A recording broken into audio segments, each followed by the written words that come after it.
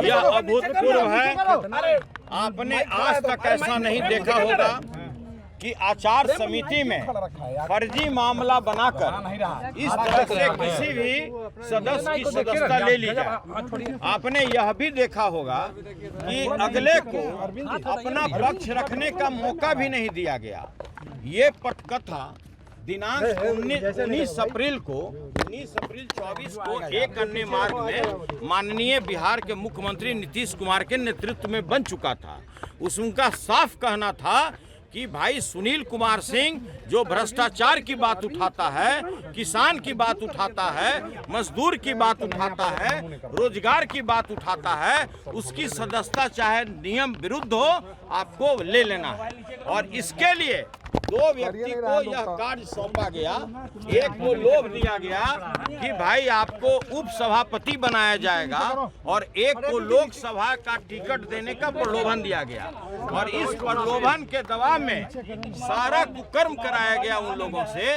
आप लोग ये भी जानते हैं कि जो नियमावली बनाई गई है बिहार विधान परिषद की संचालन नियमावली, उसमें दंड में कहीं भी प्रावधान नहीं है कि आप किसी सदस्य का सदस्यता ले लें।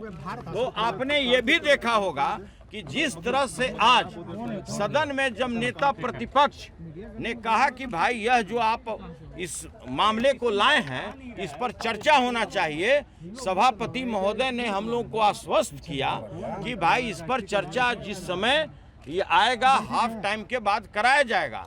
लेकिन उसको आनन फानन में हाफ टाइम के पहले ही हाँ ना करके समाप्त करा दिया गया। मैंने उठ करके बोला कि भाई जिसको फांसी दी जा रही है कम से कम उसकी बात तो सुन लीजिए। और ये बिल्कुल यह लोकतांत्रिक मूल्यों का हत्या है जो आज जो सदन में हुआ है ये सदियों तक लोग याद रखेगा। आज यह सदन का बिल्डिंग भी कह रहा है कि अन्यायपूर्ण निर्णय हुआ है। आप किसी कर्मचारी से बात कीजिए, किसी सदस्य से बात कीजिए, सभी लोगों ने कहा है कि ये लोकतांत्रिक मूल्यों का हत्या है। आचार समिति की बैठकों में आप नहीं जा रहे थे, कहा जा रहा था। बिल्कुल यह फर्जी आरोप है। जितने बार भी हमको नोटिस मिला उस समय लोकसभा का चुनाव चल रहा था, मैंने कहा कि राष्ट्रीय जनता दल ने मुझे स्टार कैंपेनर बनाया है, मैं सारण का प्रभारी हूं, इसलिए जैसे ही लोकसभा का चुनाव खत्म होगा मैं आपके दिए हुए तिथि पर उपस्थित होकर सभी वस्तु स्थिति की जानकारी दूंगा। उसके बाद उन्होंने कहा कि नहीं आप लास्ट 12 तारीख को आइए, नहीं तो मैं एक तरफा फैसला ले लूंगा। 12 तारीख को उपस्थित होकर मैंने समिति के समक्ष कहा कि भाई जब तक हमको साक्ष्य नहीं दीजिएगा नेचुरल जस्टिस के तहत, जब तक आप वीडियो का क्लिप नहीं दीजिएगा तब तक हम कैसे जवाब दे सकते हैं। इसके बाद भी मुझे न तो साक्ष्य उपलब्ध कराया गया, न वीडियो क्लिप उपलब्ध कराया गया। और समिति के 3 सदस्य, समिति में 6 सदस्य थे, 3 समिति ने यह लिख करके दिया है कि भाई जो यहाँ पर प्रक्रिया चल रहा है, जो इसका प्रोसीडिंग है वो हम लोग को कृपया उपलब्ध कराया जाए। जो कमेटी के सदस्य थे यह निर्णय क्या हो रहा है एक तरफा, उन लोग को भी उपलब्ध नहीं कराई गई। उन लोगों ने भी लिखित रूप से सभापति को दिया है। इतना ही नहीं, आपने ये भी देखा होगा कि कहीं भी दंड में, कहीं भी उसमें निष्कासन का और किसी भी तरह का सदस्यता उसका लेने का कोई प्रावधान नहीं है। इसमें दंड में स्पष्ट लिखा हुआ है। लेकिन इस तरह से गैर कानूनी कार्य करके नीतीश कुमार जी के दबाव में आप अच्छी तरह जानते हैं कि जिस तरह से यहाँ भ्रष्टाचार व्याप्त है, लगातार हमारी राष्ट्रीय जनता दल यह मामले को सदन में उठाती थी, हम लोग इस मामले को उठाते थे और इसी का खामियाजा हमें भुगतना पड़ा। कार्रवाई होना चाहिए था बिहार के माननीय मुख्यमंत्री नीतीश कुमार पर, जिन्होंने लगातार हमें बर्बाद करने की धमकी दी। नीतीश कुमार पर कार्रवाई होना चाहिए। जिस तरह से उन्होंने महिलाओं को अपमानित करने का काम किया और जिस तरह से दोनों सदन में उनका बयान आया, कार्रवाई उनके ऊपर होना चाहिए। कार्रवाई उनके ऊपर होना चाहिए। कार्रवाई उनके ऊपर होना चाहिए था कि भाई अभी हाल में ही उन्होंने दलित महिला विधायक को जिस तरह अपमानित भाषा का प्रयोग किया, कार्रवाई उनके ऊपर होना चाहिए। लेकिन उनके अपने आका को खुश करने के लिए सारे गरिमा को लोग त्यागते हुए, सारे कानून को ताक पर रखते हुए उन्होंने एक तरफा कार्रवाई मेरे विरुद्ध किया है। क्या करेंगे? आगे निर्णय लेना मेरा पार्टी का काम है। राष्ट्रीय जनता दल के राष्ट्रीय अध्यक्ष आदरणीय लालू प्रसाद जी ने सदन में गरीबों की बात रखने के लिए, अल्पसंख्यकों की बात रखने के लिए, किसानों की बात रखने के लिए हमको भेजा था और हम लोग 100% उस मामले को उठाते रहे, भ्रष्टाचार पर बात करते रहे। कोई ऐसा जिला नहीं है, कोई ऐसा अनुमंडल नहीं, कोई ऐसा प्रखंड नहीं जहां बगैर रिश्वत का कार्य होता था। एक साथी ने माफी मांग लिया, आप भी क्या माफी मांगने कहा गया था आपको? माफी मांगना चाहिए माननीय नीतीश कुमार को कि उन्होंने अपराध किया है, उन्होंने गलत आचरण किया है, वो लगातार सदस्यों को बर्बाद करने की धमकी देते रहे। हम लोगों ने कभी भी जो विधान परिषद की जो प्रक्रिया और कार्य संचालन नियमावली है उसके प्रतिकूल हमने कभी कोई कार्य नहीं किया है। सभी लोग जानते हैं हम लोग जनहित के मुद्दा उठाते थे जो माननीय मुख्यमंत्री जी को नागवार गुजरता था। माननीय मुख्यमंत्री वापस हो गया है। माननीय मुख्यमंत्री जी के दबाव पर सारी कार्रवाई की जा रही थी और इसकी पटकथा मैंने पहले भी कहा है कि 19 अप्रैल को ही तैयार कर दी गई थी एक अन्य मार्ग में।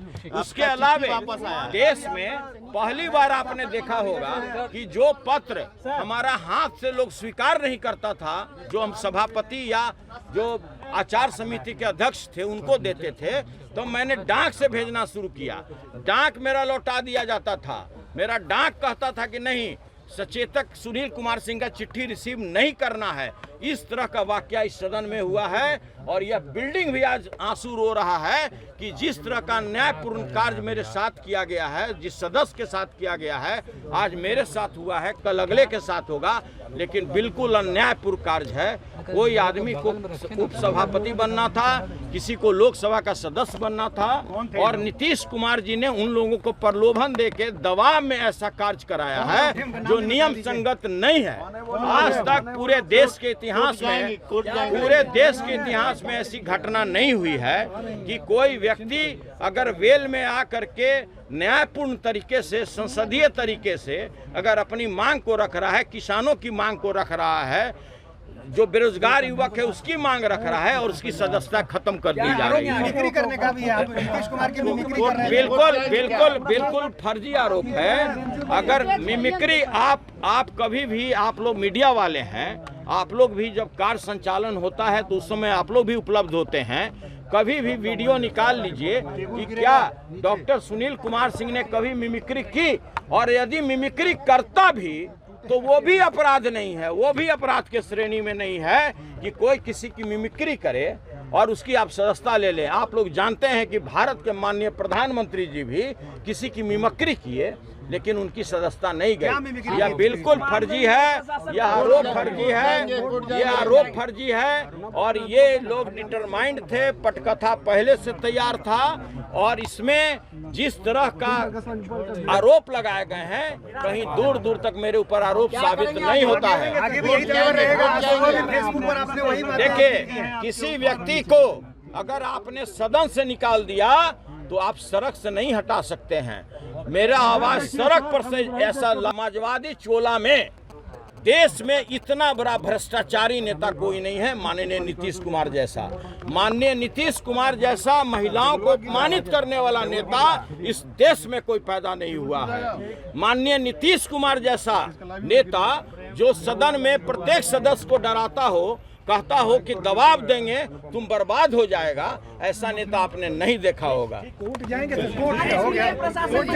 यह निर्णय कोर्ट जाएंगे कि नहीं जाएंगे, यह निर्णय लेना पार्टी का काम है। हमारी राष्ट्रीय जनता दल राष्ट्रीय अध्यक्ष आदरणीय लालू प्रसाद जी, तेजस्वी यादव जी निर्णय लेंगे कि आगे हमको क्या करना है। For exclusive and insightful videos, subscribe to our new channel ABP Live Premium.